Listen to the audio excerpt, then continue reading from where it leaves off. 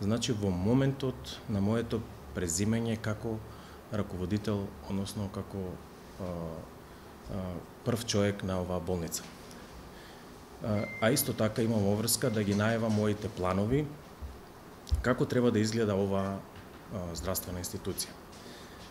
Сакам да нагласам дека во моментот на преземањето на функцијата на градската општа болница 8 септември настапувам со долг на болницата од околу 5 милиона евра, поточно околу 243 милиона денари долг кон разли фирми и останати долгови од разни неплатени сметки, разни останати режиски трошоци, како и некои затезни камати од некои, да кажеме, тужбени барања.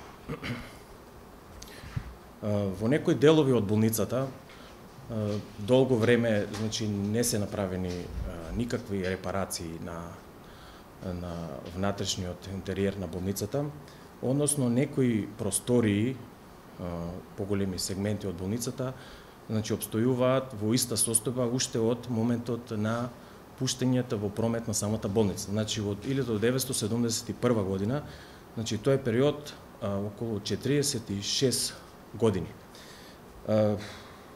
Значи не се нашло начин сите овие години да се направи некаков реконструкција на тие делови, за да може да се подобри и самиот квалитет на функционирањето на самата установа.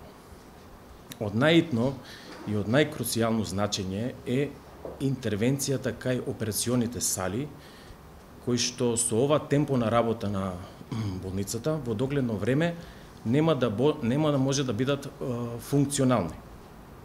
Односно, треба да се има во предвид дека во градската општа болница 8 септември на годишно ниво се извршуваат помеѓу 6000 и 7000 оперативни интервенции. Освен оперативниот блок и одделот за интензивно лекување и другите сегменти од самата здравствена установа, како што се амбулантските простории, имаат недостиг од нивно обновување.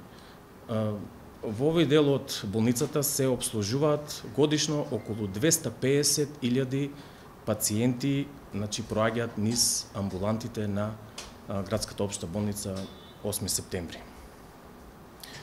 Морам да истакнам дека целокупниот персонал во оваа установа работи доста пожртвувано и доста професионално, одговара на целата потреба на самата болница, имајќи во предвид дека има недостиг на медицински персонал во различни специјалности.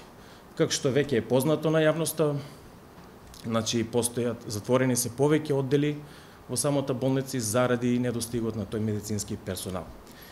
Значи, во болницата повеќе децении нема направено никаква реконструкција на оперативниот блок и на одделот за интензивна реанимација, што е спротивно на принципите на стандардните оперативни третмани, протоколи.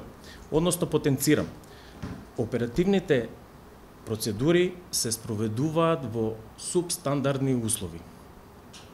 Во следниот период издвојувам два приоритети кои што ќе се задржам за подобрување на функцијата на болницата. Како прво, мора подитно да се направи реконструкција на оперативниот блок и единицата за реанимација, со што ќе може да одговорат на потребите за големиот број пациенти кои што се третираат во оваа болница. Веќе за оваа процедура имаме, да кажеме, остварено некои контакти, кои што накнадно ќе бидете благовремено информирани. Вториот приоритет е воспоставување на воздушниот транспорт на пациентите, односно сервисот на хеликоптерскиот сервис, кој што го скратува времето на патување на пациентот од местото на целата република до самата болница. Знаете дека временскиот период за транспортот е од многу големо значење за некои индикации кај некои пациенти.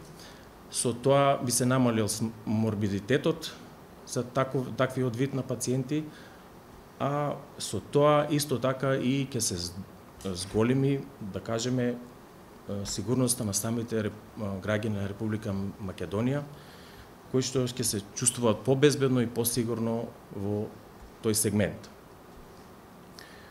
Исто така, на овој прес сакам да кажам да не се случуваат најразлични спекулации во врска со различни здравствени состојби за различни пациенти.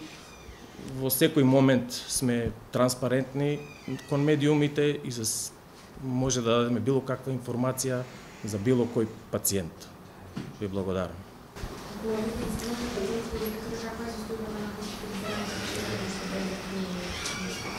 Тоа се тројца пациенти со некои лесни знаци за труење. Меѓутоа после проведениот преглед или лабораториски и дадената парентерална терапија, пуштени се сите на домашно лекување. Немаме хоспитализирани, значи се во некоја, да кажеме, полесна форма. Дури се јавиле може да амбулантска? До сега немаме таква информација дека се јавиле. Тие се од вчера предпладне се јавиле. Знам дека биле од